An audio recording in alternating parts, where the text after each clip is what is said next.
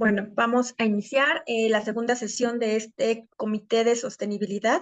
Muy buenos días a todos los asociados de la Industria Nacional de Autopartes, miembros del sector y aliados estratégicos que nos acompañan esta mañana. A nombre de la Industria Nacional de Autopartes, les damos la más cordial bienvenida a esta sesión ordinaria de nuestro Comité de Sostenibilidad, organizada en colaboración con la Comisión Nacional para el Uso Eficiente de la Energía, CONUE, y Audi México. El día de hoy nos convoca un panel de altísima relevancia para el futuro de nuestro negocio. El comité de este día está titulado Hoja de Ruta 2026-2030, decodificando los nuevos requerimientos de las OEMs. Como todos sabemos, los cambios climáticos globales están transformando todas las reglas del juego de la cadena de suministro. Ya no se trata solo de entregar en tiempo, sino en demostrar avances en la medición de la huella de carbono, la eficiencia energética, el uso de energías renovables y un reto mayúsculo en el reporte de emisiones de alcance 3. Esta sesión busca ser una guía práctica para que nuestra proveeduría comprenda y se anticipe con éxito a estos nuevos estándares. Para decodificar estas exigencias nos acompaña una mesa de expertos de primer nivel, a quienes me permito presentar a continuación. En primer lugar, tendremos la participación de la ingeniera Diana Noriega, directora de grandes usuarios de energía de la CONUE. También tenemos la participación del maestro Javier García Osorio, coordinador de gestión de la eficiencia energética en la CONUE. Ellos nos darán el calentamiento sobre la economía circular y las nuevas legislaciones en torno a todos los cumplimientos que deben de cumplirse. Y la conferencia magistral estará a cargo de la ingeniera Salvador Martínez, especialista en gestión ambiental y de riesgos en Audi México. Tendremos un espacio para preguntas y respuestas, y nuestro presidente y vicepresidente del comité darán el cierre y próximos pasos. Entonces, daremos la palabra a Diana Noriega, quien es ingeniera ambiental por el Instituto Politécnico Nacional y cuenta con una maestría en administración en dirección por la Escuela Bancaria y Comercial. Cuenta con más de 30 años de experiencia en sectores medioambiental y energético. Colaboró en el sector privado y público, como en la Secretaría de Medio Ambiente del Distrito Federal, ahora Ciudad de México, y también en el Centro Mario Molina e IDOM México. Ha trabajado como consultora independiente para organismos como el BID, CLAC e INESAT. Demos la bienvenida a la participación de Diana. Adelante, Diana. Muchas gracias. Muchas gracias, Michelle, y muchas gracias a la Industria Nacional de Autopartes por esta invitación. Les voy a compartir mi presentación.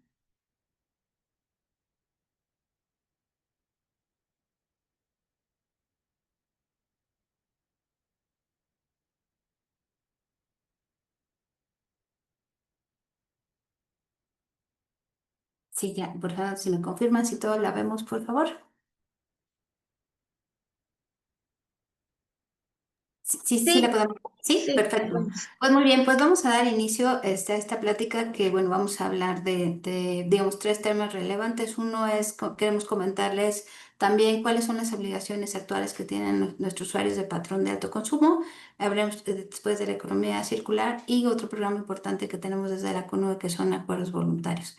Pero para empezar con este tema que es muy relevante, que son los usuarios de patrón de alto consumo, pues vamos a empezar por definir quiénes son, sobre todo para aquellos que no están familiarizados con este término. Estas, bueno, lo que ahora conocemos como personas usuarias de patrón de alto consumo, son personas físicas o morales que cuentan con instalaciones cuyos consumos energéticos, tanto en electricidad como combustibles, estar por arriba de estos dos umbrales. En el caso de electricidad tenemos un consumo anual de 45 gigawatts hora, y para el caso de combustibles de 100,000 barriles de petróleo equivalente. Es importante comentarles que estamos en un proceso justamente de transición en el tema de hacer todo lo que la ley y el reglamento nos requieren y los nuevos parámetros que estarán operando a partir de 2027 serán, bajaremos el umbral del consumo de combustibles a 70.000 barriles. También comentarles que estamos justo, bueno, déjenme regresar al tema de la ley.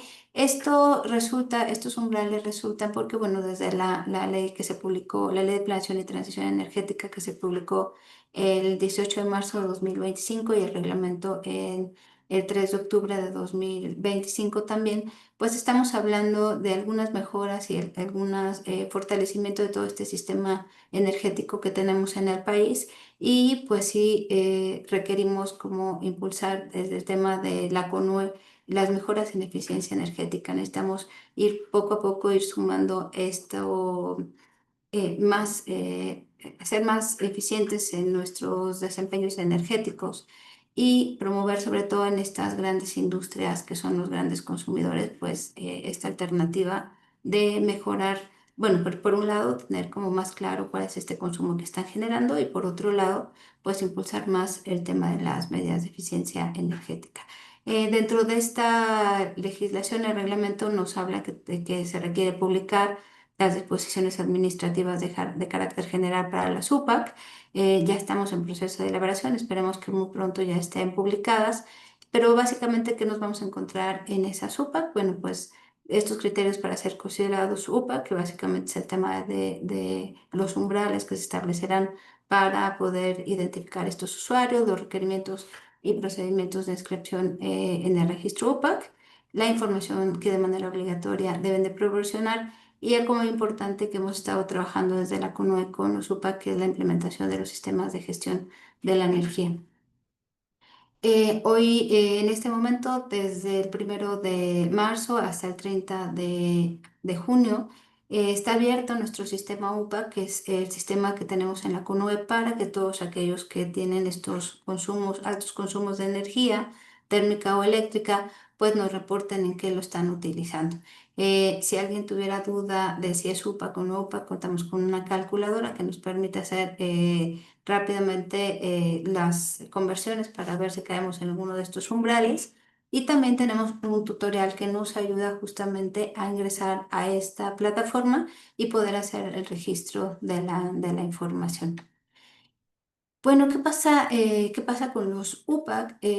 Nosotros cada año pues hacemos este conteo de la información, analizamos la información que nos proporcionan tanto las personas usuarias de patrón de alto consumo como los sujetos obligados, que básicamente son todos aquellos que proveen energía. Entonces estamos hablando de CFE, SENACE, Pemex, la CNE, la misma CNE. Y entonces a partir de eso nosotros identificamos cuál es el universo de nuestras instalaciones que están consideradas UPAC. En el reporte de 2000, con los datos de 2024, identificamos 614 instalaciones industriales, pero también hicimos una identificación de 115 instalaciones que siendo UPAC aún no están registradas en nuestro sistema, en nuestro universo UPAC. Entonces también estamos en un proceso de invitarlos a regularizarse y poder formar parte de este sistema. Los consumos que se tuvieron en el año anterior son de 1.400 petajoules. De eso es importante pues, destacar que el 88% de esta energía proviene de los combustibles y el 12% de la electricidad, donde el gas natural es prácticamente el 68% de estos combustibles. Y esto pues tiene sentido porque de la participación que tenemos de los UPAC por sector, pues podemos ver como en la gráfica del lado de PAI del lado derecho, pues vemos que el 46% tiene que ver con la generación de energía. Esto no incluye obviamente a CFE.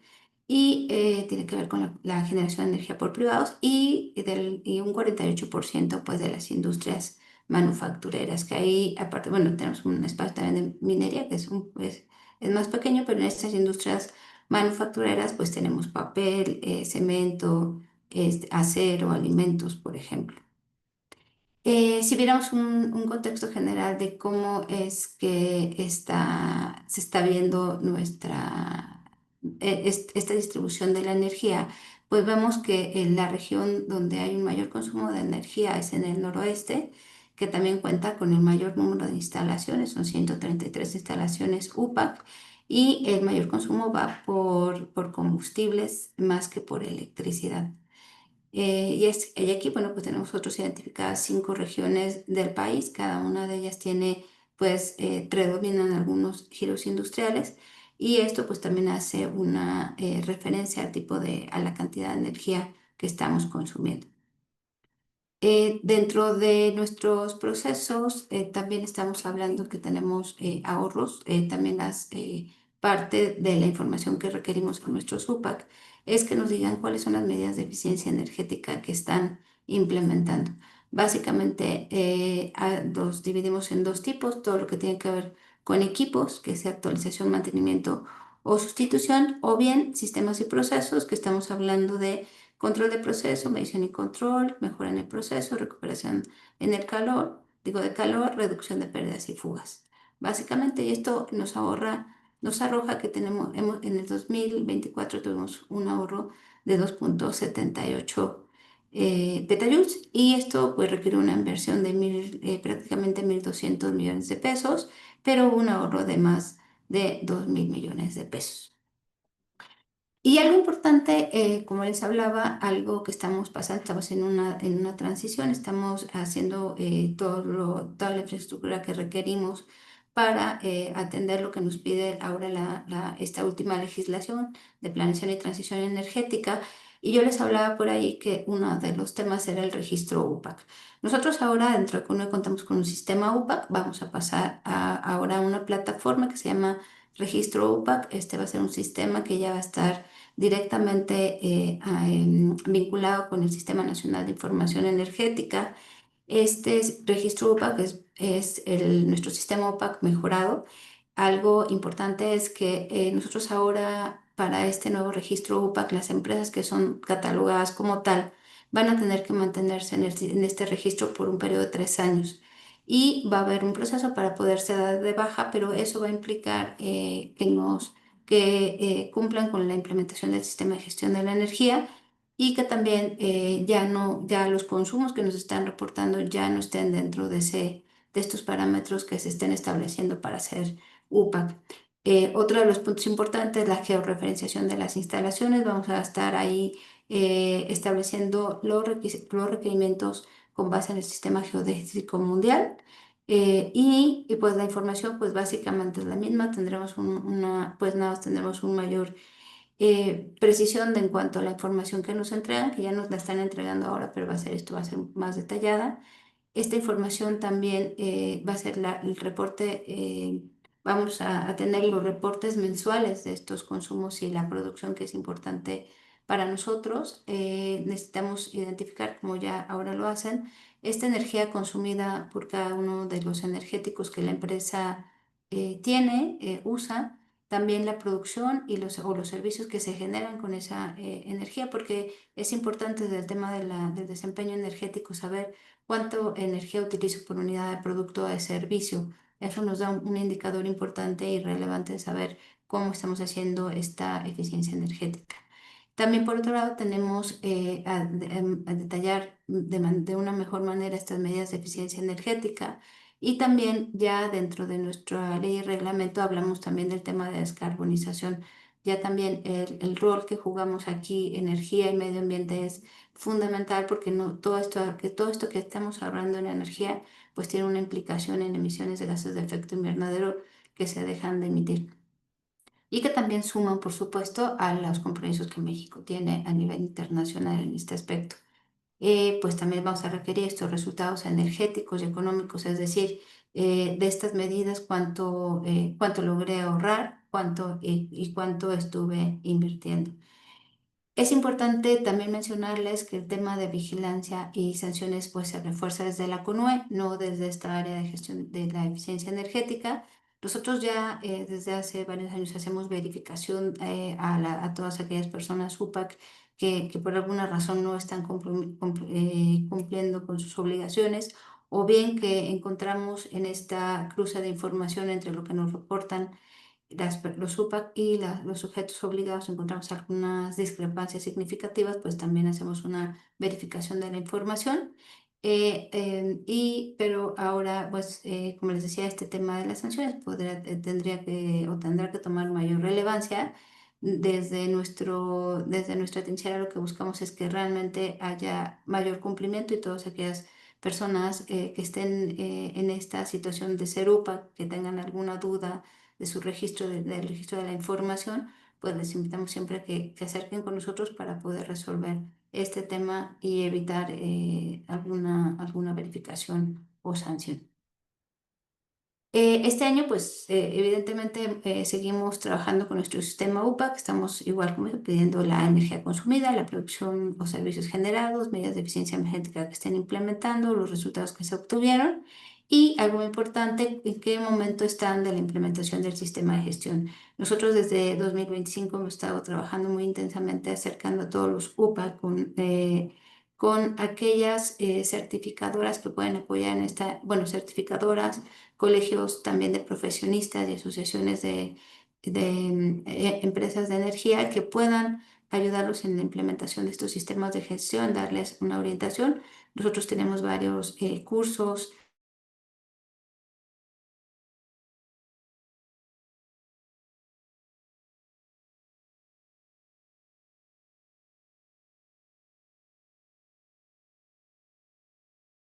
Pues ya tienen un camino más andado dentro de esta implementación. Pues de igual manera, si hubiera alguien en este foro que tuviera alguna duda específica de este sistema de gestión, cómo implementarlo o asesoría, pues les pedimos también que con mucho gusto se acerquen a nosotros para poder establecer esta comunicación. Y maestro Javier, ¿ya estás por aquí? Bueno, si no, bueno, bueno, importante también que nos pedía. Está, pero micrófono no lo tiene activado. A ver, ¿ya me escuchan? Ya te escuchamos, Javier. Tenía el micrófono de otro lado. Sí, Muy adelante, Diana, adelante.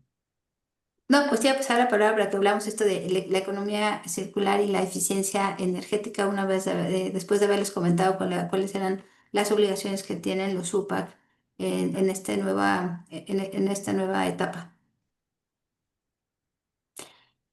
Bueno, pero sigo entonces. Ya entrando en este tema de lo que estamos hablando en este foro que tiene que ver con economía circular, pues algo muy importante que a veces nos ponemos a pensar es que si los residuos son residuos o son insumos. Pues de entrada, algo importante que tenemos que cambiar, solemos decir que es basura y la basura sí, automáticamente ya no tiene algún valor, pero en el caso, cuando le damos el nombre correcto y que son residuos, pues sí tenemos ahí muchas áreas de oportunidad para poder aprovechar estos recursos y poder también ir hacia lo que todos estamos buscando, ser mucho más sustentables, no solo en términos ambientales, sino también en temas energéticos. Y en el caso de los residuos, pues bueno, cada vez queremos ver que la mayor parte lo podamos utilizar, revalorar y sobre todo, bueno, evitar esa generación de residuos que hoy ya, por hoy los rellenos sanitarios se están saturando, no tenemos espacio. Así que tenemos que ser mucho más hábiles y encontrar estas alternativas que nos permiten, sobre todo, reducir, reutilizar y valorizar estos residuos. En el caso de México, rápidamente generamos al día 122.000 toneladas. De esos, o sea, nos resultan 42 millones de toneladas, se recolectan alrededor de 84, 79 van a algún sitio de disposición final, pero solo el 10% se reciclan. Y de este 10% que se recicla, pues tenemos que alrededor del 31% son residuos inorgánicos valorizables como papel, cartón, plástico, vidrio, metales, que es lo más común que estamos valorizando. Entonces, esto nos lleva a que efectivamente pues, la importancia de poder entrar, que todos estos residuos puedan entrar en un proceso de reaprovechamiento, todos aquellos que puedan utilizarse y obviamente pues la industria es un elemento, bueno, un sector muy relevante porque también esto pues ayuda a reducir el consumo de materias primas vírgenes, obviamente a reducir los costos de producción y pues también en otros temas más de lo que las ciudades tienen que hacer, a reducir esta cantidad de residuos por disponer. Entonces, digamos que de alguna manera vemos que este tema de los residuos pues va muy vinculado con la economía circular, porque lo que estamos buscando es encontrar todos estos materiales que podemos volver a meter a los procesos. A lo mejor no es necesariamente al mismo proceso, pero a otro tipo de procesos y hacer este aprovechamiento. En términos generales, déjenos contarles nada más que en la industria automotriz, por ejemplo, se consume consume alrededor del 2% de la energía eléctrica del país. Esto se proyecta que para el 2036 el consumo puede ser poco más de 13.000 gigawatts hora. Y los procesos que tienen mayor consumo de energía pues son el ensamblaje de vehículos, armado de chasis y carrocería, la fundición propiamente, y pues otros tratamientos térmicos que se hacen a estos vehículos para que queden listos para su circulación. También se prevé que la industria automotriz va a tener una participación de energía renovable alrededor del 30%. Y antes de pasar a la siguiente nada más, pero sí comentarles que el tema de la eficiencia energética también debe ir muy de la mano con este aprovechamiento de la energía renovable.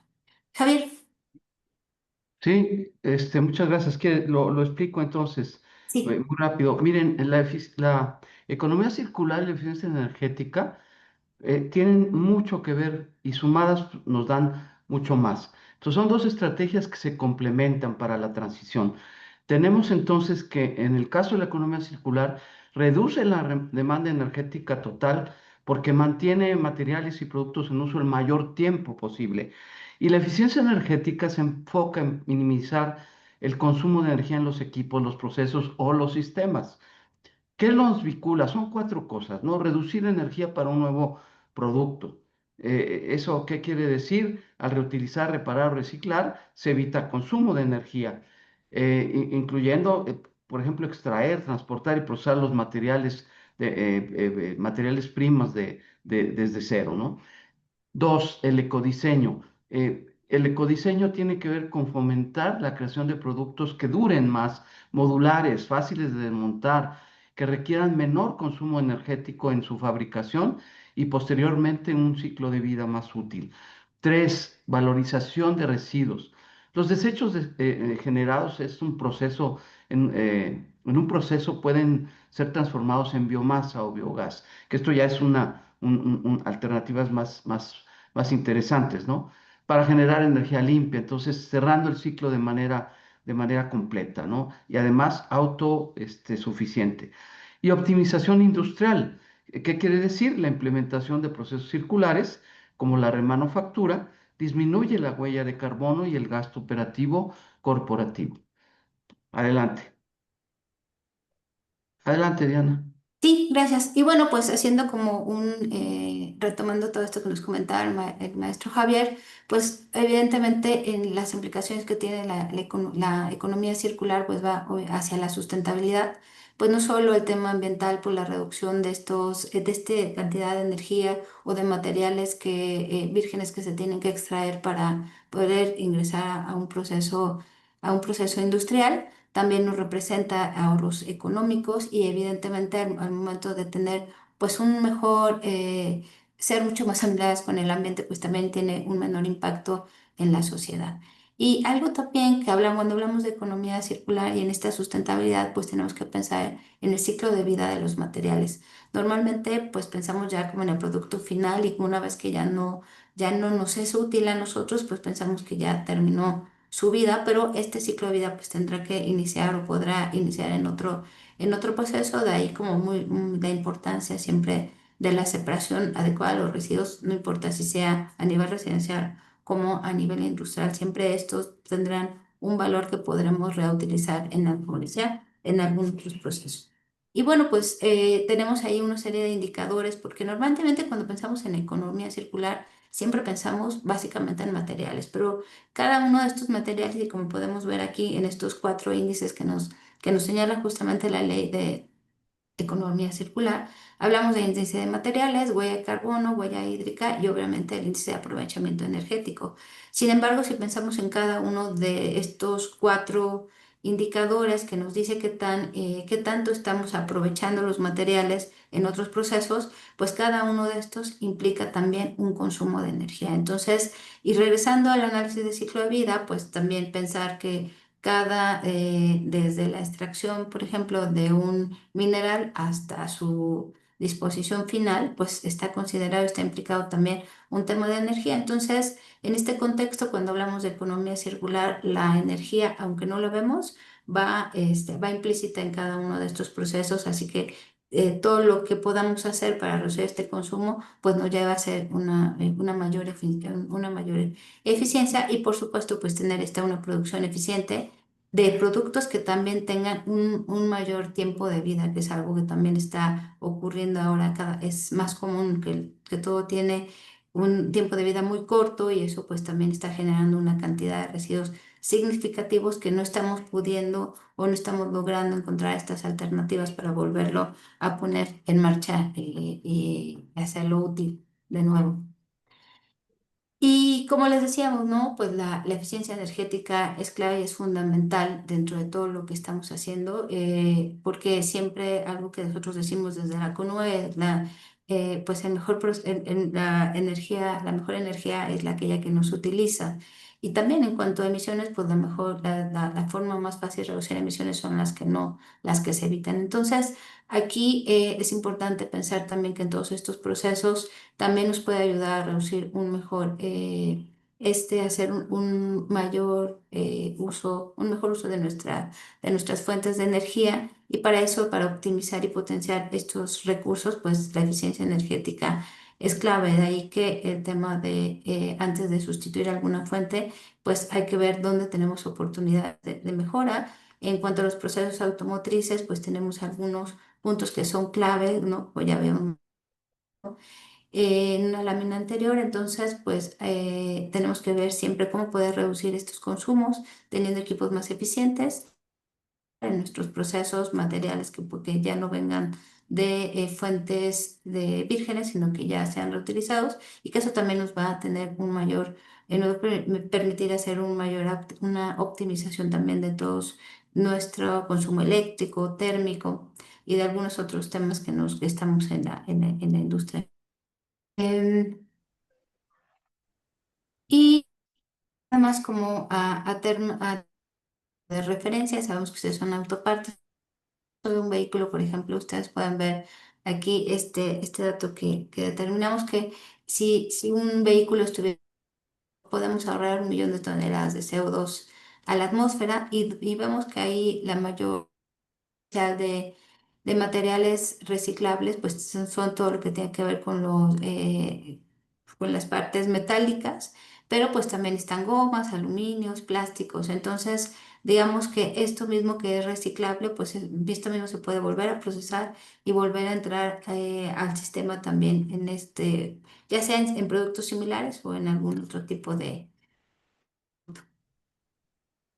Y los materiales reciclables, por ejemplo, también, si tuvieras un muy buen aprovechamiento de estos de materiales que ya perdieron, y para el transporte, pues podemos hacer otros diferentes productos como el asfalto, muebles, suelas de zapato, que por ahí me encontré una página que es la novedad: suelas de zapato con llantas, que aparte son muy resistentes. Los aceites pues se pueden convertir en combustibles de pinturas lubricantes, polímeros también que en algunas partes del vehículo los podemos reproducir, impermeabilizantes, otras plásticas. Pues el vidrio ya puede ser la fabricación de botellas, los metales pueden ir también en la extracción obviamente, de estos minerales que son muy importantes, como el aluminio. Por ejemplo, al utilizar aluminio reciclado, pues ahorramos un 95% de energía por este tema de la extracción minera. Y en el caso del cobre, pues también tenemos ahí y sobre todo que tiene pues, un alto valor el cobre, pues también tenemos un ahorro significativo para usarlo en otro tipo de materiales. ¿Y cuáles son los beneficios de este aprovechamiento de materiales, pues la reducción de consumo de energía por el uso de materias primas secundarias, el aprovechamiento energético de los residuos que justamente estábamos viendo. Algunos nos permiten utilizar energía, por ejemplo, las llantas mismas cuando entran a estos procesos de las cementeras, pues para ellos es un buen combustible que puede ser aprovechado y que reduce también su dependencia a otro tipo de combustibles fósiles, los ahorros económicos que nos representan, evidentemente la reducción de emisiones de gases de efecto invernadero y por tanto de los residuos, y pues también, ¿no?, mejorar la imagen corporativa y reputacional de la empresa. Solo a manera de comentario, por ejemplo, en la industria textil también ahora ustedes pueden ver que también ya está haciendo un mayor aprovechamiento de los materiales. Algunas prendas ya dice que son de ropa reciclada, porque también pues, podemos ver que somos una sociedad muy consumista. Entonces estamos tratando de diferentes trincheras, ver cómo podemos hacer un mejor aprovechamiento de eso que ya tenemos y que en un momento dado aparentemente ya no nos sirve, pero puede servir, insisto, para otro tipo de productos. Y bueno, maestro Javier, te regreso la palabra. Sí, muy bien. Bueno, no sé cómo andamos de tiempo porque creo que ya llegamos al tiempo que nos habían ofrecido, pero 5 minutos, 10 minutos para hablar de acuerdos voluntarios, Michelle. Sí, adelante, podemos utilizar 5 minutos, por favor. Sí, gracias. Entonces me voy muy rápido. Miren, acuerdos voluntarios. ¿Cuál es el objetivo del acuerdo voluntario para la eficiencia energética? Bueno, pues lo que queremos es tener más empresas que puedan reducir su consumo de energía y mejorar su desempeño energético. Así de sencillo. El alcance de este programa son todos. Toda la industria, además de los UPA que ya mencionó, que están obligados a ciertas actividades con nosotros. Además de ellos, todos los que quieran participar, seguramente hay muchas empresas de autopartes que no son UPAC y que pueden participar en este acuerdo voluntario. Adelante. Miren, ya para este año vamos a firmar 27 acuerdos con dos empresas. Noten ustedes, tenemos dos empresas de la industria automotriz, Audi, General Motors, ya lo habíamos tenido anteriormente, algunas otras empresas. Y bueno, en esta era, digamos, de este gobierno, ya no es un nuevo gobierno, de este gobierno, del gobierno actual, tenemos 27 acuerdos y eso se firmaron en diciembre y queremos para este año firmar en octubre, pues todos los que puedan y ojalá que la industria de autopartes pueda participar en esta firma de acuerdos voluntarios, que es bastante interesante. Ahorita lo explico brevemente de qué se trata. Adelante. Miren, ¿qué es lo que vamos a hacer en el acuerdo voluntario? Ustedes primero dicen, a ver, ya me explicaste, ya entendí, podemos tener una plática diciéndoles qué es el acuerdo con mucho detalle, y entonces dicen, me interesa. Ya me interesa y entonces empiezo con el primer punto, solicitud de una carta de intención. Perdón. Ustedes nos hacen una carta de intención, nosotros decimos, perfecto, qué bueno, les damos todo el ánimo para que inicien y les pedimos un plan de acción. Es decir, antes de que hagamos el acuerdo, ustedes nos entregan un plan de acción diciendo a partir de qué niveles de energía ustedes van a implementar medidas de eficiencia energética para alcanzar cierta meta. Esas metas, si decimos no hay problema, está muy bien, les podemos dar alguna recomendación si es necesario, y entonces ya teniendo ese plan, lo metemos los datos importantes en el acuerdo y se firma. El acuerdo lo que va a marcar es una meta de reducción de la intensidad energética, que es el tercer punto que pueden ver ustedes en el recorrido. Ya teniendo esto en el acuerdo, firmamos el acuerdo y les damos un distintivo de participante, que es el icono verde que ustedes pueden ver ahí. Es decir, confiamos en que ustedes van a hacer este trabajo y en el momento que firman, mañana mismo pueden firmar, y en ese momento les damos un distintivo participante de eficiencia energética. Ese distintivo lo pueden usar ustedes durante los 3 años que va a durar el acuerdo. El acuerdo dura 3 años, si quieren menos o más, pero generalmente lo hacemos en 3 años. 3 años para alcanzar las metas. Sobre todo están propuestos 3 años por si hay algún interés de inversión grande, etcétera. A los 3 años evaluamos, vemos que sí cumplieron con la meta y se les entrega el distintivo dorado que se llama distintivo AVE al desempeño energético. Ese es el proceso.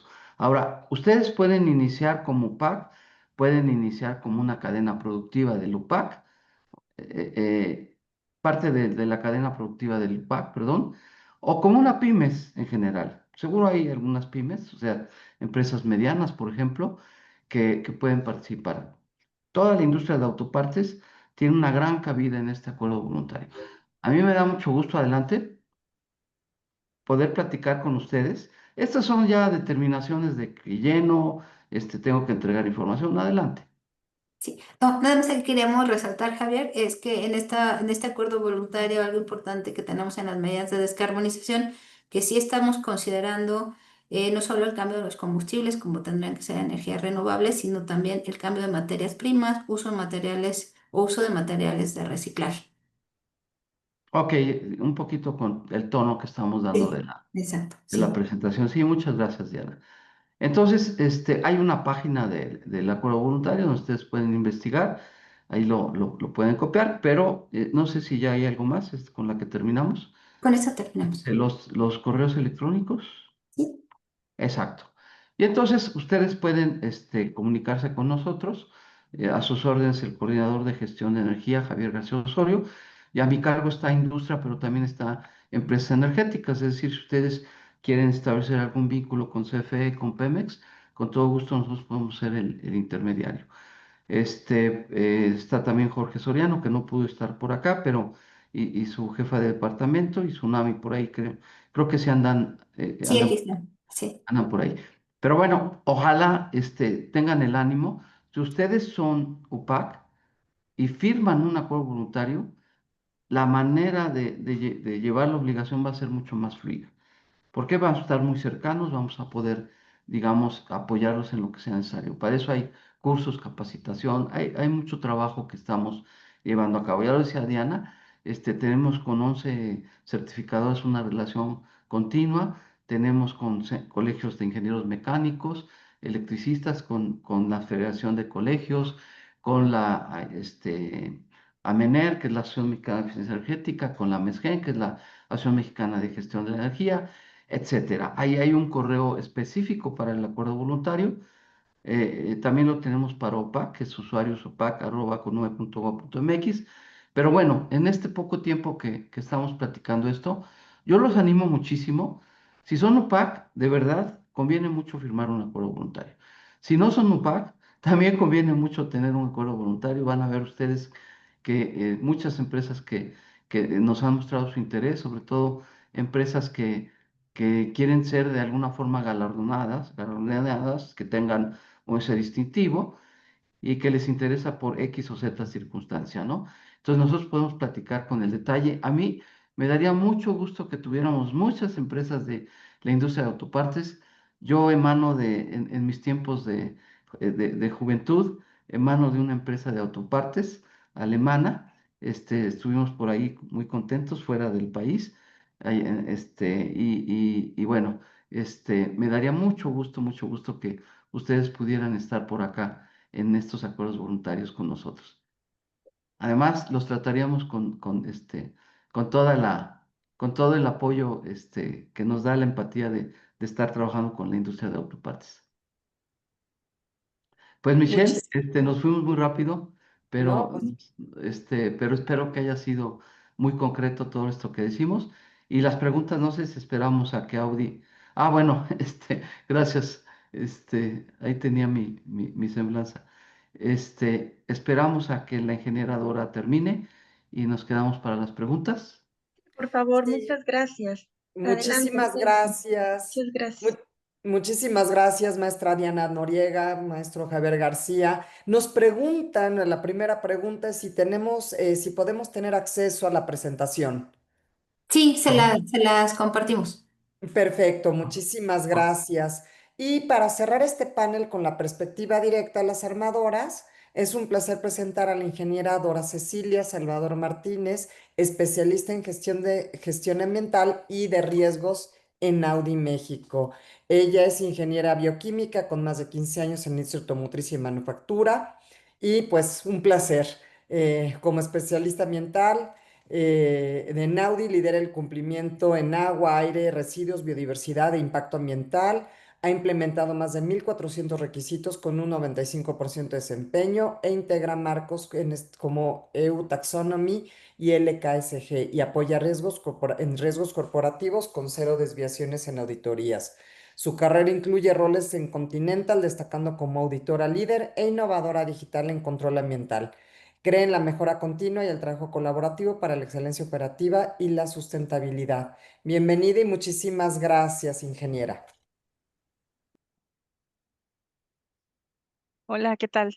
Buenos días a todos. Gracias. Omar, si me apoyas, por favor.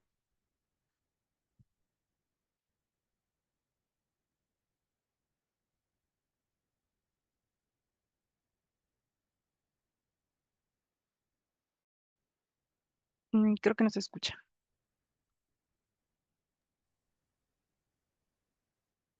No, no escuchamos el audio.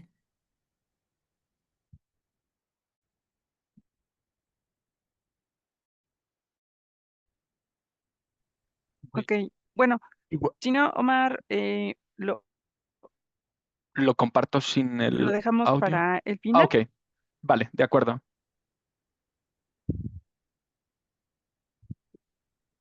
Sí, ok, súper. Voy a compartir mi pantalla.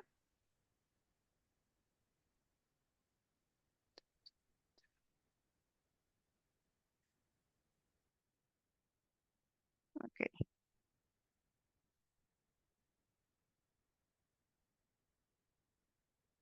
Me dicen si ya pueden ver, por favor. Sí, ya se puede ver. Ya se puede visualizar. Muy bien. Bueno, pues muchas gracias por la invitación. El día de hoy, lo que yo les vengo a platicar y a compartir es precisamente esta parte de la evolución de los requerimientos ESG de las OEMs en este periodo que es 2026-2030. Y sobre todo quiero compartir con ustedes de qué manera Audi México como OEM espera de alguna manera el cumplimiento, pues, de todos sus proveedores directos. Un poco de información acerca de Audi México. Nosotros estamos ubicados en San José, Chiapa. Esto es más o menos a 1 hora de la ciudad de Puebla. Estamos a una altitud de 2.400 metros sobre el nivel del mar y nuestra producción hasta el cierre del año 2025, desde el inicio de la planta de 2016, es de 1.300.000 unidades. Tenemos una superficie de 460 hectáreas, en las cuales pues día a día convivimos un aproximado de más de 5.000 colaboradores y esta planta crea de forma indirecta un aproximado de 20.000 empleos. Y bueno, al cierre del 2025, específicamente para este año, tuvimos una producción de 146.000 unidades. Entonces, pues bueno, esto es para que podamos tener más contexto de quiénes somos. Y esta es la agenda que traigo para el día de hoy, para compartir con ustedes. Y bueno, vamos a ir abordando punto por punto. Eh, Quiero iniciar con esta parte de las 3 dimensiones de ESG y por qué esta conversación es importante hoy. Bueno, eh, hablar de ESG ya no es solo una tendencia, sino que estas dimensiones ya también son una parte importante o es una expectativa del mercado y sobre todo es un criterio de permanencia en las cadenas globales de valor. Y dentro de sus 3 dimensiones, la E, es decir, la dimensión ambiental, se ha convertido en un diferenciador competitivo clave para la industria automotriz. desde, por ejemplo, la gestión de emisiones, el uso eficiente de los recursos. Ya platicaron anteriormente sobre la economía circular. Bueno, lo ambiental define hoy el acceso a clientes y también a financiamiento. Entonces, en este alcance es que voy a llevar los demás temas que vienen a continuación. eh, y hago esta acotación porque el tema de ESG pues es sumamente amplio. Entonces, em, la información que yo les puedo compartir en este momento pues es específicamente sobre la dimensión ambiental.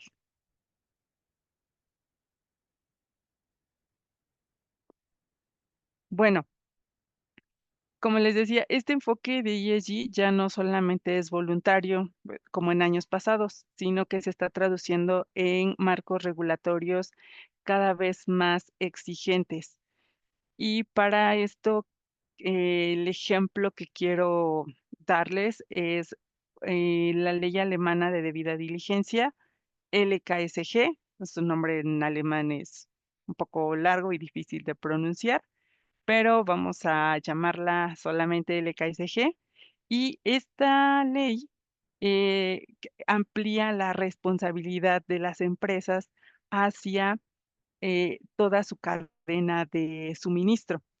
Y aunque la base de la ley es la debida diligencia en derechos humanos, también incorpora la parte de riesgos e impactos ambientales. Es decir, que hoy por hoy lo que sucede, por ejemplo, para nosotros en San José, Chiapa, para Volkswagen de México, en Silao o en Puebla, es afectado por esta ley. Y esto quiere decir que de alguna manera es como un efecto dominó. También la cadena de suministro que nos involucra va a estar impactada por esta ley. Veamos. Los siguientes números de Audi México están relacionados con sus proveedores. Por ejemplo, de proveedores productivos tenemos 198 que están activos o que son directos de nuestra cadena de suministro. Y también tenemos proveedores de servicio. Estos ascienden a poco más de 150. Sin embargo, también forman parte de nuestra operación o son parte fundamental para que nosotros podamos vivir. Y sobre los países de los que son originarios los componentes que nosotros adquirimos, pues suman más de 60. Entonces, esta ley que les platicaba, aunque es una ley alemana que aplica a Audi como grupo, por tener su sede en Alemania, pues también tiene un alcance para nosotros en Audi México y a su vez para los proveedores que nos surten directamente. Entonces, pues esto significa que la gestión ambiental deja de ser interna y se extiende a proveedores y socios estratégicos. Y bueno, en la industria de autopartes en México esto representa tanto un reto como una oportunidad. Un reto por la necesidad de trazabilidad y cumplimiento, pero también es una oportunidad para fortalecer el posicionamiento, pues, de estos proveedores. Y entonces, al integrar ESG con visión estratégica, pues esto es clave para asegurar la continuidad de los negocios. Esta lámina que les presento a continuación resume lo que llamo la ecuación del riesgo en la cadena de suministro, ya que hoy ya no se trata solo de producir bien y a un buen costo, sino también de demostrar cumplimiento en estas tres dimensiones, en ESG.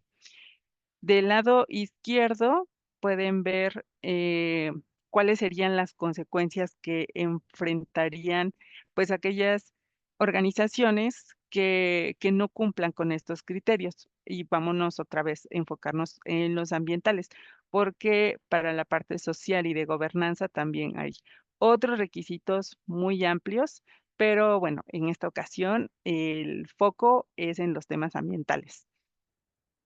Y del lado derecho vemos el otro escenario donde estas empresas pues sí cumplen y bueno, esto también se traduce en acceso a negocio y digamos también pueden ser parte clave de las cadenas de valor a nivel global.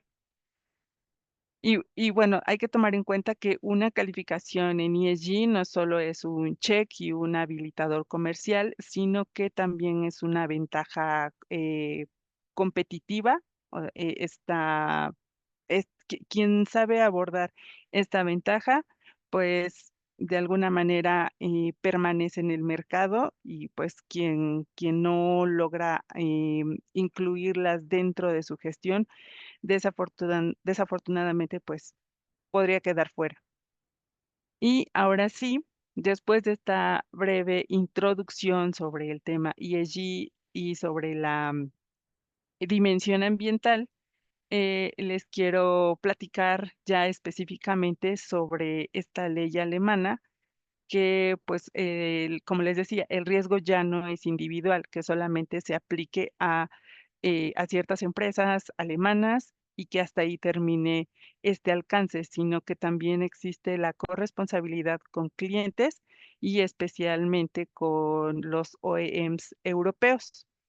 Y esta ley, LKSG, introduce el principio de debida diligencia, lo que implica identificar, prevenir y mitigar riesgos ambientales y también de derechos humanos.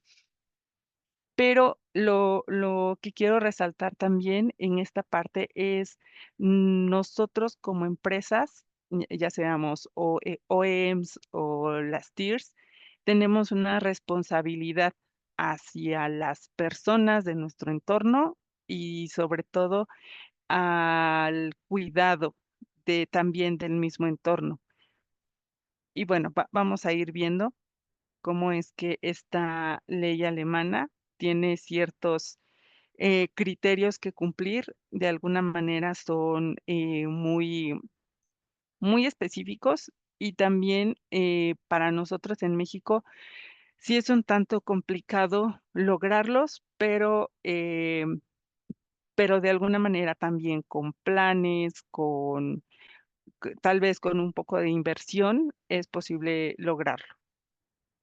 Y creo que también un punto a destacar es el tema de la comunicación. Cuando existe esta comunicación entre las partes, es más sencillo poder descifrar cuáles son esos requisitos.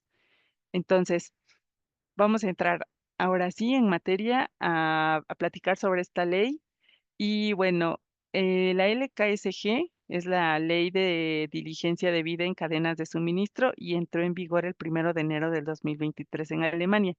Aunque esta ley ya se había estado trabajando previamente por ahí del 2021, no fue sino hasta 2023 cuando entró en vigor.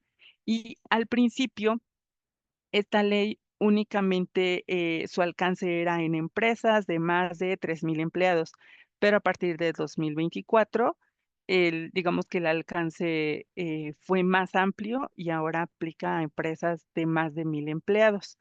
Nuevamente, esta ley hasta el momento solo aplica en Alemania. En Alemania, y me refiero a que los demás países de la Unión Europea están también en miras de migrar a este nuevo sistema de debida diligencia. Y obviamente esta ley para Audi AG, nosotros como grupo, con más de 40,000 empleados y nuestra sede en Ingolstadt, en Alemania, pues estamos plenamente sujetos a ella. Y esto significa que nosotros aquí en México, al pertenecer al grupo Audi, tenemos esta obligación legal de verificar que nuestros proveedores en México cumplan con requisitos ambientales que esta ley establece. El tema aquí es que, como esto es una ley, o no es una norma como 14,001, que es de implementación opcional o voluntario, sino que esto, como es una ley, pues tiene consecuencias en caso de no cumplirla, y es de hasta el 2% de la facturación global anual, o exclusión de contratos públicos hasta por 3 años. Esta parte de contratos públicos es algo que manejan allá en Alemania, pero lo que creo que en gran medida las organizaciones algo que se cuida mucho es la parte económica, ¿no? Entonces, no queremos ser sujetos a este tipo de medidas, pero también nosotros somos conscientes de que existe una responsabilidad, como les mencionaba anteriormente, en estar alineados con estas, leyes que protegen o que regulan tanto los derechos humanos como la protección del medio ambiente.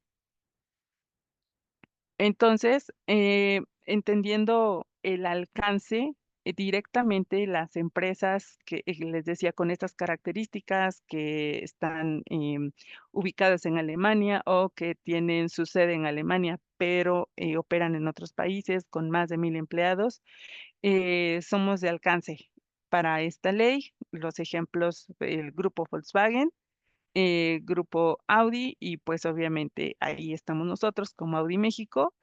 Y los requisitos de esta ley, pues, son, obligatorios también para nuestros proveedores directos. Y aquí, bueno, ya no hay excepción geográfica. Eh, para los proveedores de nuestros proveedores es, pues, altamente recomendado también seguir estas prácticas o aplicar estos principios de debida diligencia, porque, si lo vemos así, también es un efecto dominó positivo. Entonces, no nos olvidamos de esta responsabilidad que tenemos y creo que esto, al estar alineados, nos hace más fuerte a todos. ¿Cómo sucedió, la LKSG y hacia dónde va? Precisamente que es, esta parte de cómo los requerimientos de ESG del 2026 nos van a alcanzar al 2030. Les platicaba, en 2021, se aprobó esta ley en Alemania, después en 2023 entró en vigor con ciertas características o alcances. Para 2024 se amplía el alcance y para 2026 se tiene planeada, publicar o la entrada en vigor de la Directiva Europea sobre debida diligencia en sostenibilidad corporativa. Quiere decir que esta ley alemana ahora, eh, no es que deje de tener, vigencia o relevancia, sino que ahora las demás entidades de la Unión Europea también van a adoptar, estos principios de debida diligencia para que en 2029, 2030 sea de plena aplicación a todas las empresas y obviamente, otra vez el efecto dominó en toda la cadena de suministro. Em, Son 2 reglas, pero con una misma dirección, cada una tiene sus particularidades. Actualmente la LKSG es supervisada por una autoridad llamada BAFA. Esta autoridad, tiene, o solicita pleno acceso a cierta información ambiental y también de las otras dimensiones de social y de gobernanza sobre cómo es que se aplican estos principios de debida diligencia. Y para, bueno, para 2029, que ya se publica esta nueva directiva sobre debida diligencia, pero para toda la Unión Europea, son contiene marcos más amplios de impactos ambientales y algo súper importante, aquí ya empieza a aparecer el, término de responsabilidad civil para las víctimas. Quiere decir que si alguien, eh, demuestra o quiere poner una demanda, es posible y entonces inicia un proceso legal. Entonces es súper, súper importante esta nueva, digamos, directriz que contiene la directiva de la Unión Europea. Ahora, eh, este alcance de derechos humanos, medio ambiente, ética y cumplimiento realmente no es tan nuevo como pudiera pensarse, porque desde el año 2017 el grupo Audi, incluso también en el grupo Volkswagen en general, se aplica una medida que es el S-Rating para poder evaluar en términos de sostenibilidad cómo es que las empresas están actuando. Y nuevamente, en esta evaluación del S-Rating, se evalúan a las empresas en términos de derechos humanos, es decir, condiciones laborales, seguridad y salud ocupacional, la prohibición del trabajo en niños. Para la dimensión de medio ambiente, se evalúa si se tiene un sistema de gestión, cómo es la prevención de la contaminación y los riesgos ambientales. Y en la dimensión de ética y cumplimiento, se evalúan términos de anticorrupción y transparencia. Y para hacer esta evaluación, los proveedores tienen acceso a un self-assessment, es un cuestionario que completan para poder ir determinando qué puntuación están alcanzando.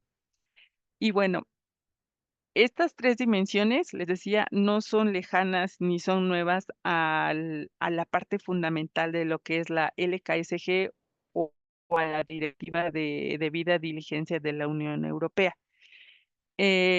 También, dependiendo de la dimensión de la empresa, es que aplican ciertos criterios del S-Rating o de esta evaluación.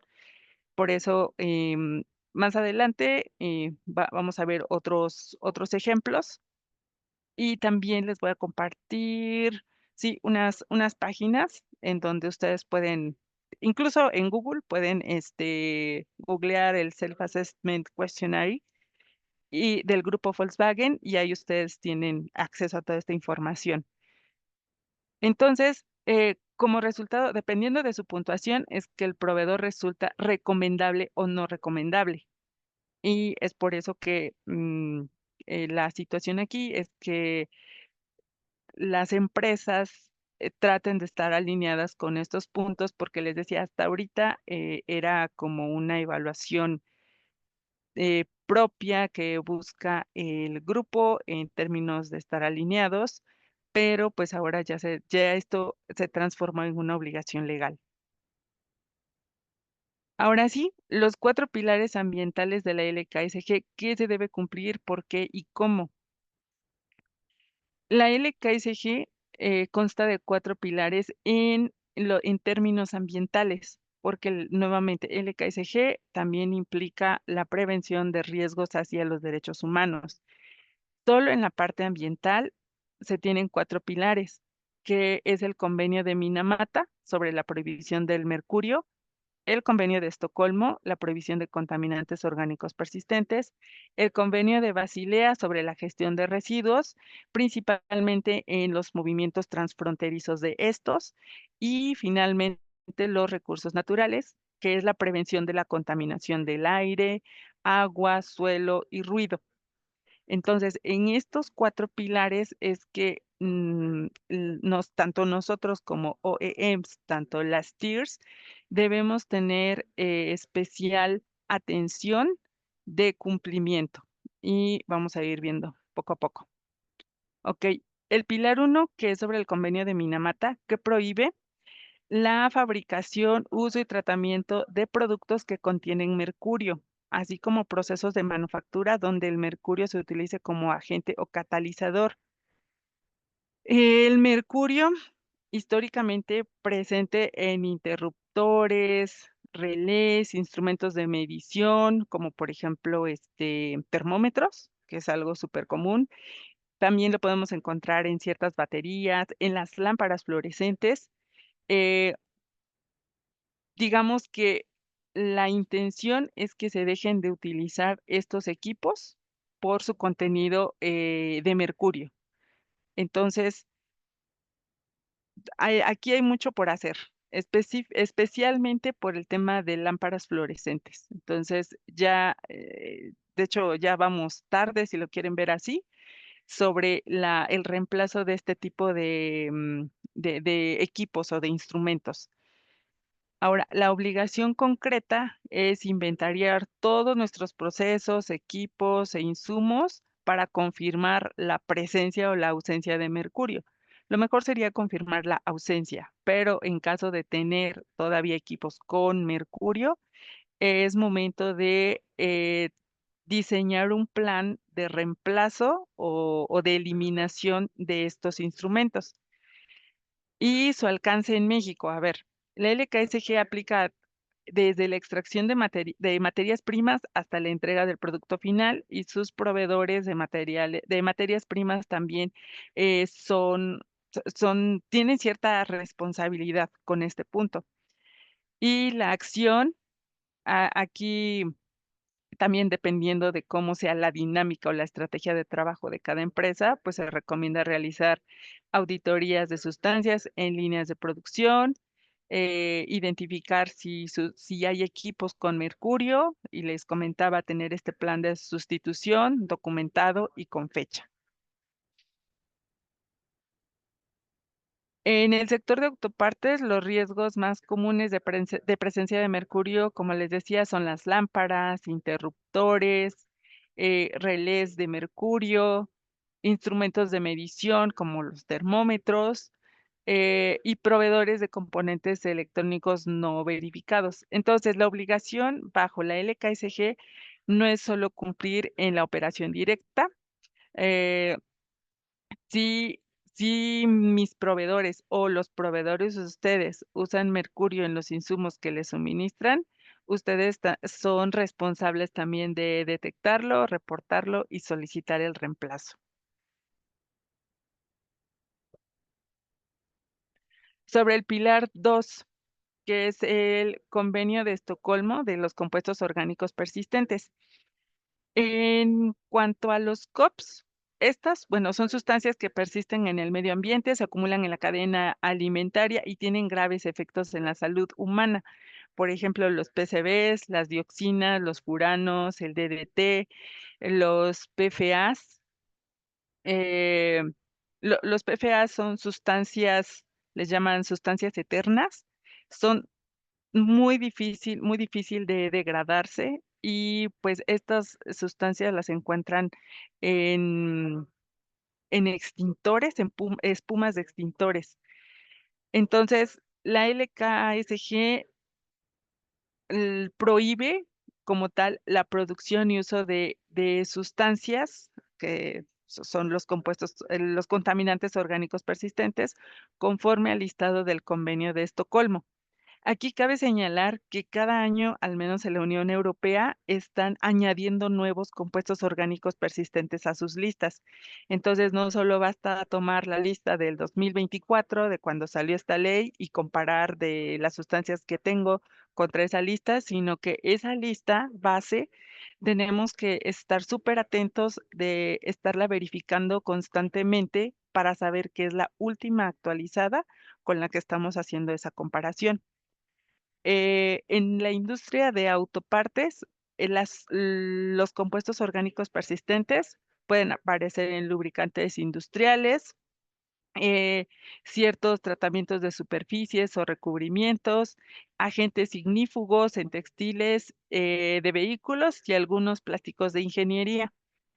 Y la obligación concreta aquí es verificar hojas de datos de seguridad de todos los productos químicos que utilicen, y solicitar a proveedores la declaración de ausencia de compuestos orgánicos persistentes. Ahora, acá probablemente se enfrenten a un reto que pienso que es general en México con el tema de las hojas de datos de seguridad. Cuando compramos una sustancia, el proveedor nos proporciona una hoja, pero existen casos en los que esa hoja está diseñada conforme a normas europeas y no conforme a la norma mexicana, la 018.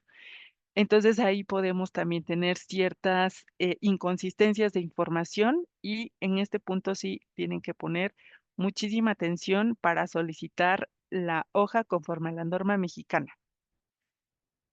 Y bueno, aquí nuevamente, dependiendo de la dinámica de su compañía, de sus estrategias, la acción que se sugiere pues es auditar las hojas de datos de seguridad, solicitar declaración de ausencia de compuestos orgánicos persistentes a sus proveedores también, y sobre todo pues hacer este monitoreo constante porque suelen aparecer en ocasiones sustancias nuevas que tal vez las personas dentro de la organización no conozcan que existe un proceso para ingresarlas. Entonces, de ahí la razón de estar revisando constantemente qué tenemos en nuestras líneas de producción.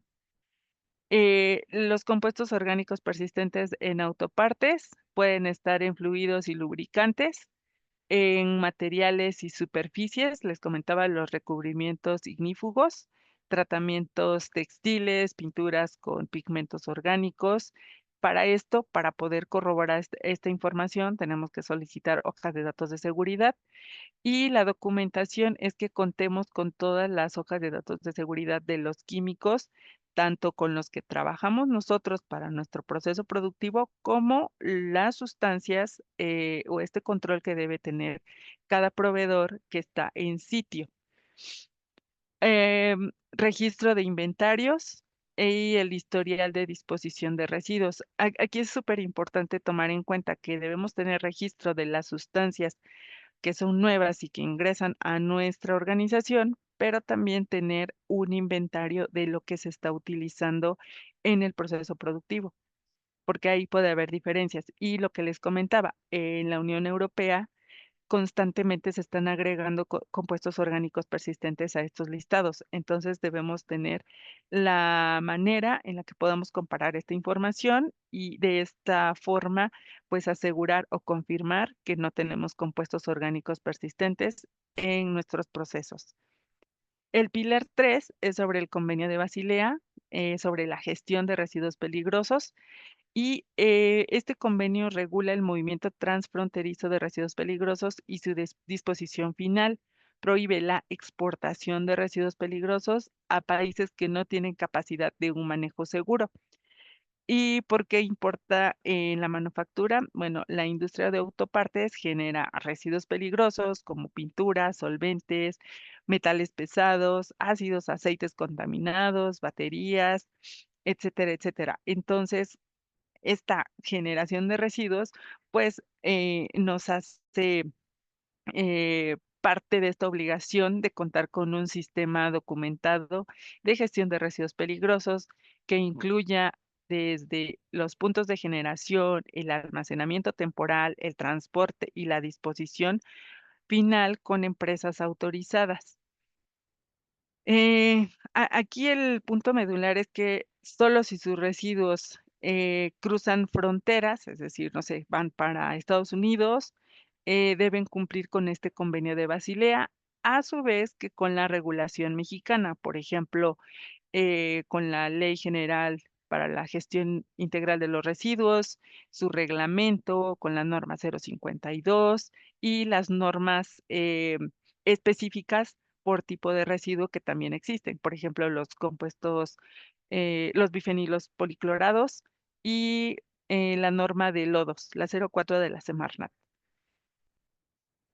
La acción que se sugiere, nuevamente, revisión y auditar a los manifiestos de residuos peligrosos, verificar que sus empresas de transporte y de disposición final cuenten con las autorizaciones de Semarnat vigentes. Em, y bueno, esas son en general como las recomendaciones.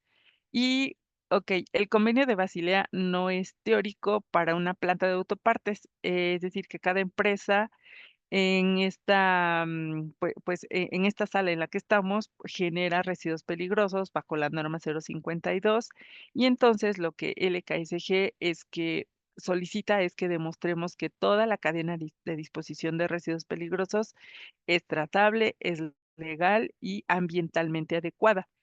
¿Qué información aquí les puede servir de sustento para poder confirmar esto, que su manejo es ambientalmente seguro? Mediante el, el alta como generador de residuos peligrosos, sus planes de manejo de residuos peligrosos, la cédula de operación anual, los manifiestos de entrega, de transporte y de disposición final, y los certificados de destrucción o tratamiento final. Como el pilar 4 son los recursos naturales y aquí Básicamente, lo que prohíbe la LKSG es que los impactos ambientales afecten los derechos de comunidades. La obligación, por ejemplo, en el tema de agua es del primero, de la extracción del agua, prohibir un uso irracional de este recurso, es decir, evitar la sobreexplotación. Y también otro punto importante del pilar 4 en esta ley es que nuestras aguas residuales estén tratadas y conforme a la legislación local.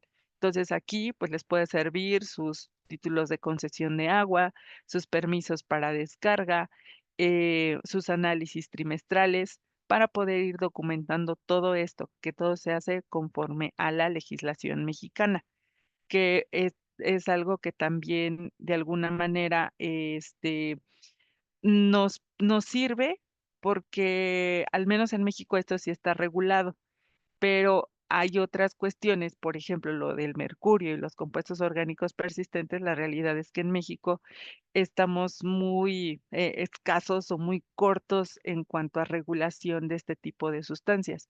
Entonces, pero para el tema de agua está regulado y tenemos una manera de demostrarlo conforme a nuestra legislación local. También en tema de aire, todo va a depender de su organización y cómo es que ustedes clasifiquen a su organización dependiendo de su sector, si les aplican ciertos requisitos legales o no. Por ejemplo, en el tema de aire, si ustedes son una fuente fija de jurisdicción federal, entonces deberán contar con una licencia ambiental única, eh, con monitoreos de sus fuentes de emisión, que pueden ser de partículas, gases de combustión, compuestos orgánicos volátiles. Entonces, si ustedes cumplen con todo esto, para la LKSG es suficiente que ustedes demuestren que están dentro de los parámetros que marca la legislación también local.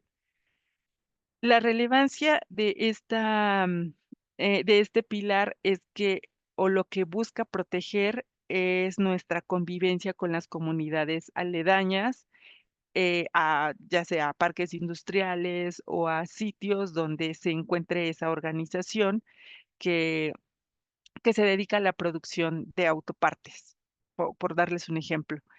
Y bueno, finalmente, la acción es verificar que sus autorizaciones, dependiendo de su sector, estén vigentes y ustedes las estén cumpliendo.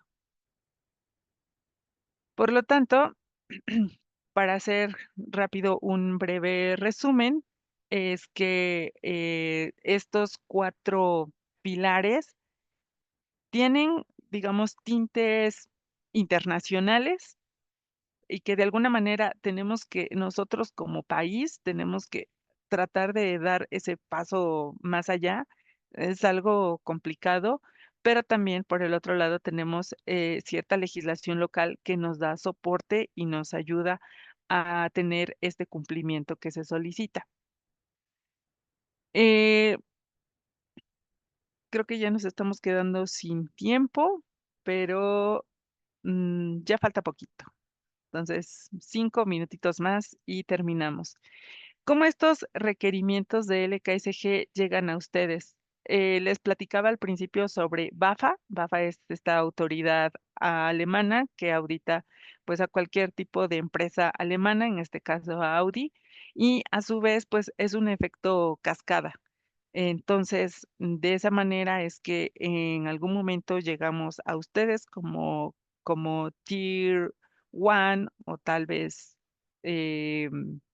sí, como nuestros primeros o nuestros proveedores directos para poder tener ese acercamiento y solicitarles esta información.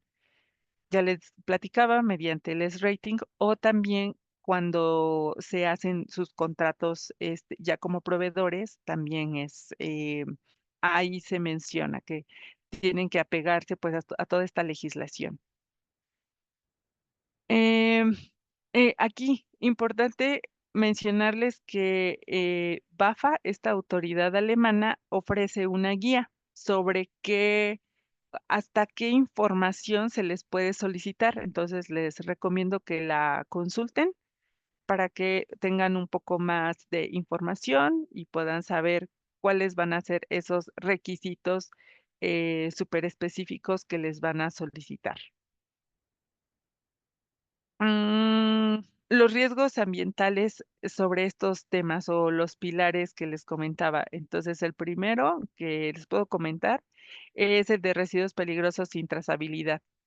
De verdad que es muy sencillo dejar de saber para dónde va un residuo u otro, también dependiendo del tamaño de su organización, pero es importante que todo el tiempo se encuentren haciendo como que estas revisiones para no perder el foco ni la trazabilidad de hacia dónde van estos materiales.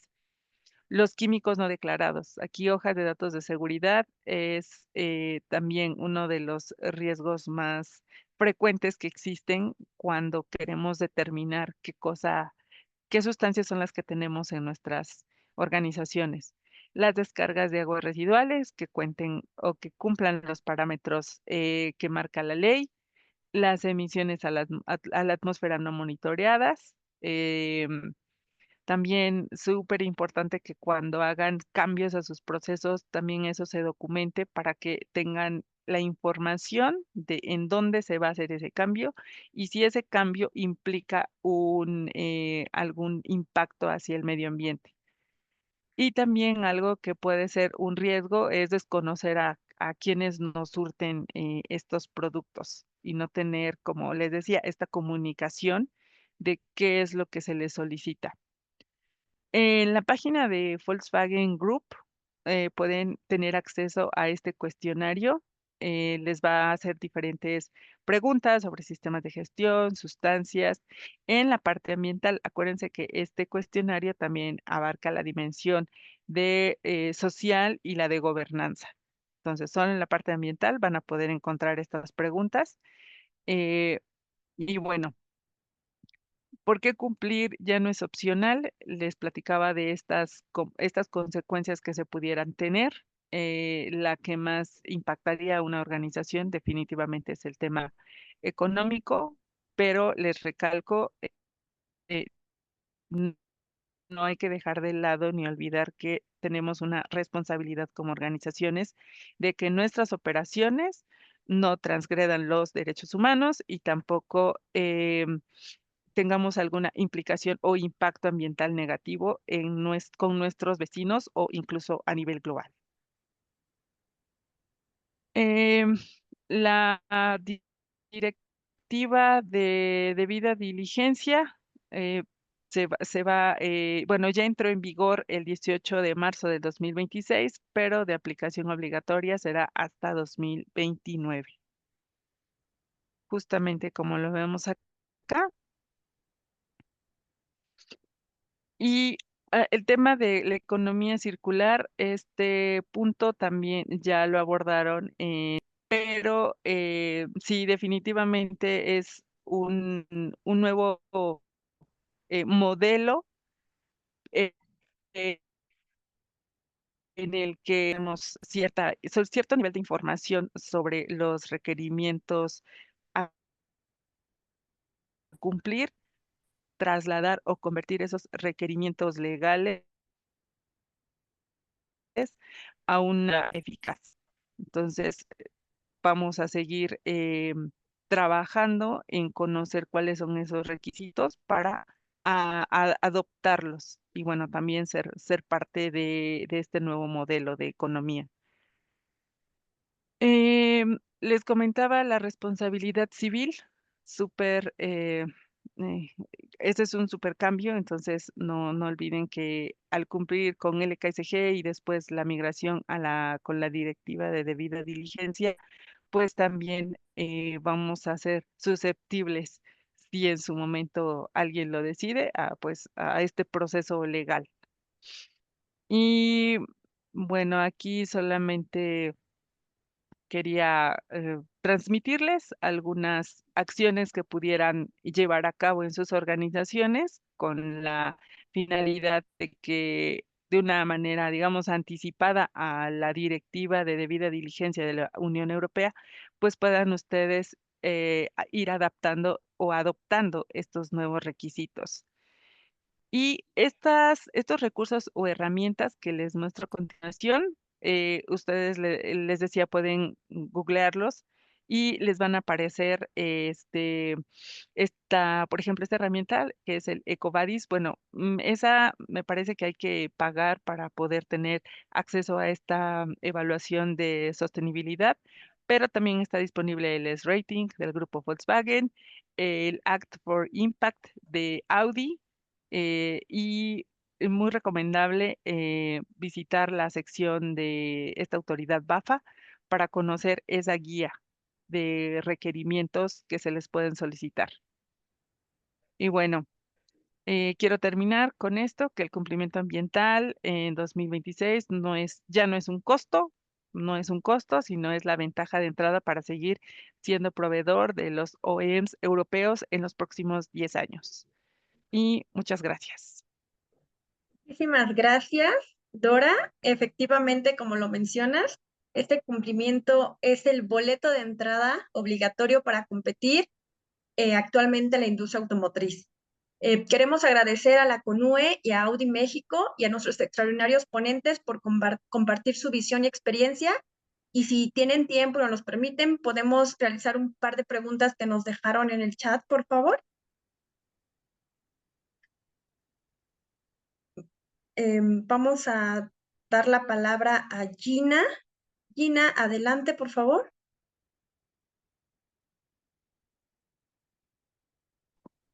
Hola, buenas tardes, gracias.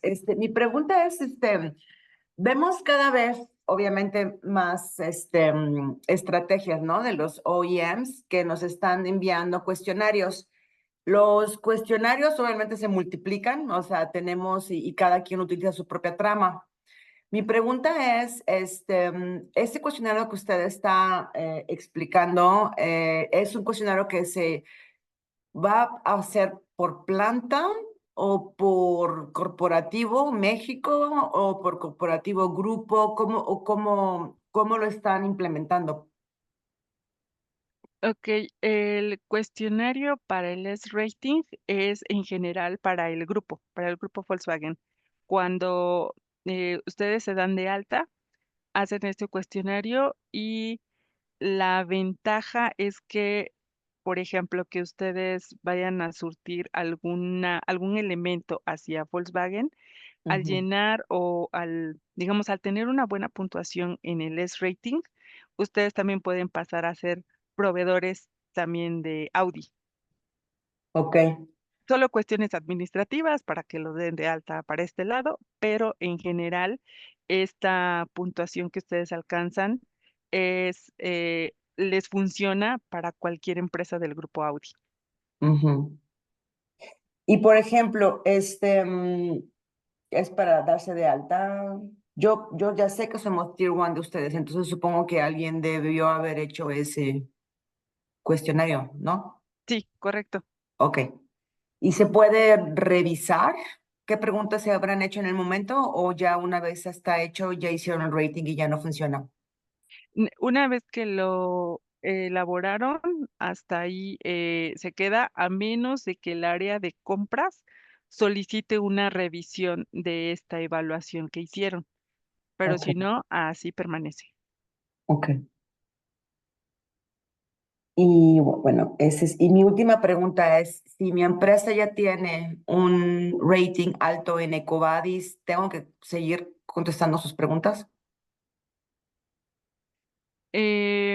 No, bueno, mencionaba que dependiendo también de los criterios del área de compras, es que se vuelven a hacer o aplicar los cuestionarios. Pero si no, las preguntas siguen siendo las mismas, también a menos de que se incluyan más temas o más preguntas, es que les va a llegar, pero si no, no. Ok, muchas gracias.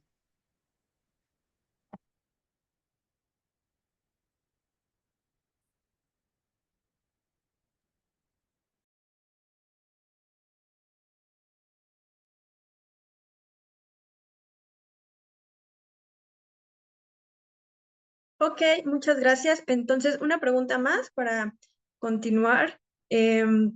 ¿Qué nivel de madurez o qué certificaciones específicas están esperando las OEMs que tengan los proveedores Tier 1 y Tier 2 en México para este periodo antes de asignarles un nuevo proyecto? Ok, la expectativa es que cuenten con un sistema de gestión ambiental.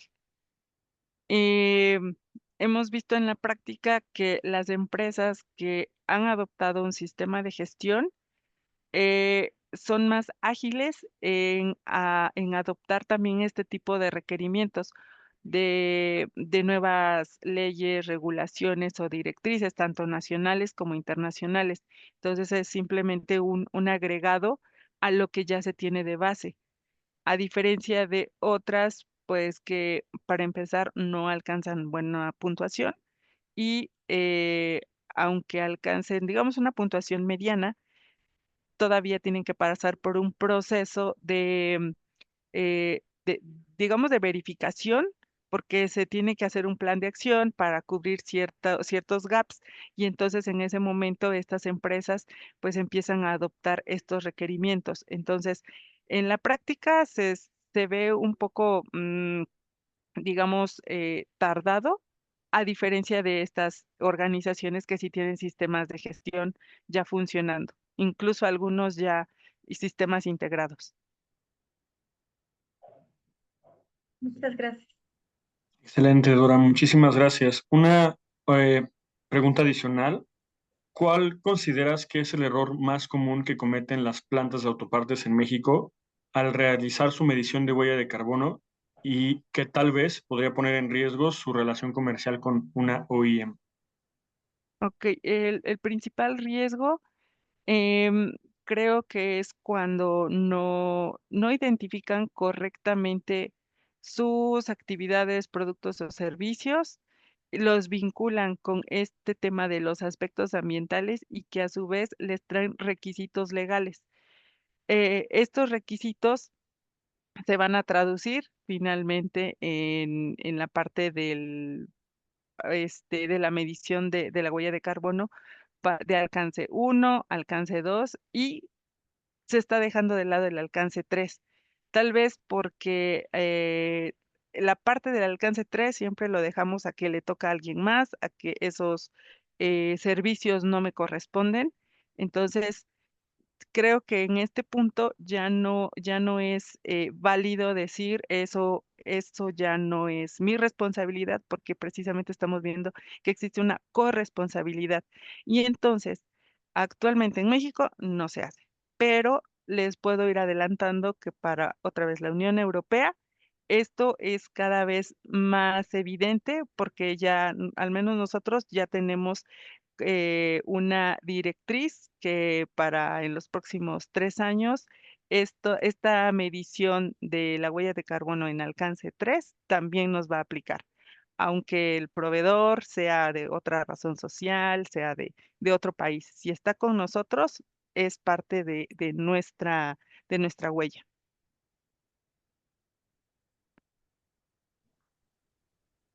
Muchísimas gracias, Dora. Excelente, pues creo que nos pasamos un poquito de la hora, pero para cerrar, me gustaría agradecer muchísimo también a todos los asistentes la participación y las preguntas que tuvieron. Su interés en estos temas es la razón por la que lo seguimos haciendo. Entonces les pedimos que estén atentos a las comunicaciones de la INA para los siguientes webinars y los siguientes pasos. Y además de eso, nos gustaría escuchar a todos los participantes. Queremos entender cuáles son los temas de interés que tienen, saber si estamos llevando esto en la dirección correcta, si hay algún tema adicional que les gustaría tratar, principalmente para mejorar el contenido que nosotros traemos. Y bueno, para extender esos comentarios pueden ponerse en contacto con Michelle, con cualquier persona de la INA, para nosotros poder estar seguros que estamos haciendo esto de la mejor manera. Nuevamente, muchísimas gracias a todos nuestros ponentes, gracias a Audi y a la CONUE por participar de esto y estamos en contacto para cualquier pregunta adicional que puedan tener, que nosotros podamos extenderles a nuestros ponentes. Muchísimas gracias, Miguel. Miguel Ángel, a nombre de la Comisión Nacional para Uso Eficiente de Energía, damos las gracias a la Industria Nacional de Autopartes.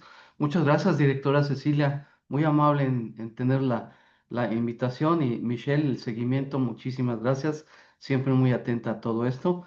Y bueno, pues excelente, felicidades Dora, excelente presentación. Vamos a estar en contacto contigo porque hay muchas cosas comunes que podemos compartir.